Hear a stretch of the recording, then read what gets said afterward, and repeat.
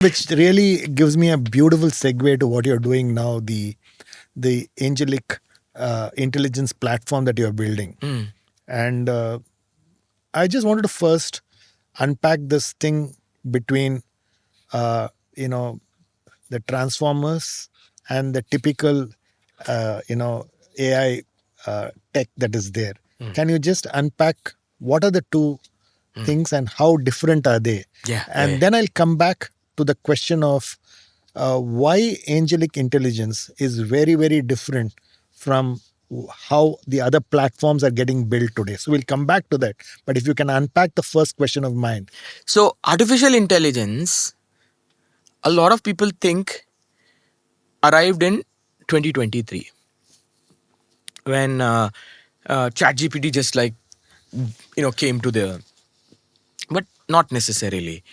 It's 1956, 1955, 56, where four professors and scientists in Dartmouth University had actually started playing with machines, teaching them like how to behave. Okay, this is basically like Nathan Rochester, Shannon Claude, Marvin Minsky, and then the fourth guy, I forget the name. It'll come to me. But like the four like brilliant scientists who started this whole revolution of like machines understanding like how to process.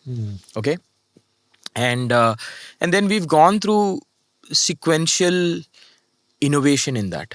So essentially there is an input, there is a model, and an output. And all of the focus was about like how to make each of these three things better over a period of time. That was the journey of the last 4 decades, right? So 56 to 66 to 76 to 86 to like, and then like you get into this era of optimization. Like which is like which is where I grew up. Like I went to Kanpur Genetic Algorithms Lab. It was called Kangal. Okay.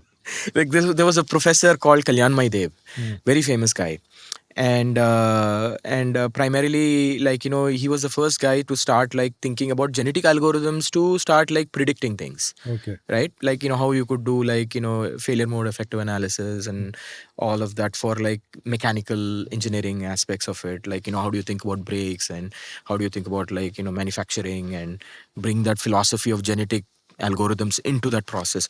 Very phenomenal guy. So that then there was this revolution of like machine learning, right? Like teaching the machines to be begin to kind of read, kind of think about the pattern recognition. Patterns, right? So then came this revolution of the transformer. And let's understand what a transformer is. Okay, so have you ever been to a room where there's a lot of noise? Of course. Of course. And then your friend calls you all of a sudden and you recognize the friend's voice, right? And then you automatically know you have to pay attention to the friend. Exactly. Right? So that in essence is the transformer technology. Fantastic. Right? Brilliant analogy. And most of the fundamental concepts, Shekhar, is about actually looking at analogies and applying those analogies to technology. Yes. So this is exactly like that applied to words. Okay. So how does it really work? Now, if you think about like, if you step back and think about it, when it is reading a sentence and basically it is looking at a word, it's keying on the word. And when it looks at that word, it is basically saying like, oh, like, how do I pay attention to that word and what are all the other words that come after that? Right? So because your mind is like grabbing the attention, it's the attention head, right? So that is essentially the transformer technology in a nutshell. Okay. Right? So when you say the cat is tired and is actually sleeping on the mat, or the cat is sleeping on the mat because it is tired, right? You are actually like trying to infer that it is not the mat which is tired, it is the cat which is tired. Right? So that ability to reason that it is cat and not the mat, right, is at the heart of all of this transformer technology. And it is almost like, the way you should think about it is, reading a book. You were reading one word at a time. In the previous world, the machines were really taught to read one word at a time, and you're using one small torchlight to read one word at a time. Now you read the entire book, right? And then you know how to think about Yeah. the knowledge on the other side, and what does it mean, right? So that is the essence of the transformer technology. It is as profound as what electricity is. So in electricity, you know how what electricity can do, but no one has really figured out how electricity really works. Yeah. Right? So transformer technology is very similar in form factor. A lot of people know the reliability of it and how it behaves and other things, but is not able to really explain why it does that way. Okay, so but that dawned on us all of a sudden. This ability to understand what the next word is, and then basically being able to respond to you, talk back to you, tell you good, bad, ugly, and all that stuff, is the 2023 phenomena. Okay.